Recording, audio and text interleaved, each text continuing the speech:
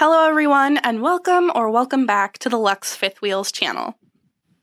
As you can see, all of the exterior wall slides, front and rear cap are in place. The rear kitchen has a special rear cap because of the two storage bays we can see.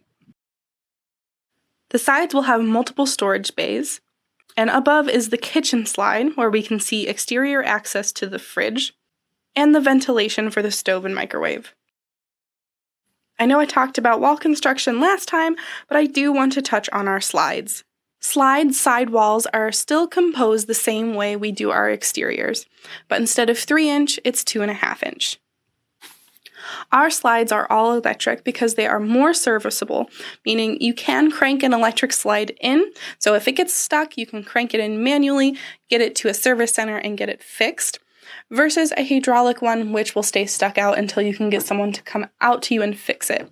Parts and service mobile techs are more familiar with electric slides, so we make it easier and more serviceable for you.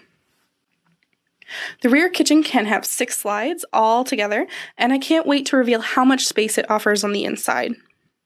Our front pass-through is similar to the one on our front living, and all of our electrical and plumbing is insulated and protected here through the pass-through. Nothing is exposed.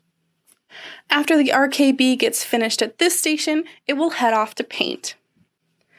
We won't see it again until its full walkthrough, but if you want to see it in person, I highly recommend coming to our Tampa meet and greet January 18th through the 21st, 10 a.m. to 6 p.m. at the Tampa Museum of Science and Industry.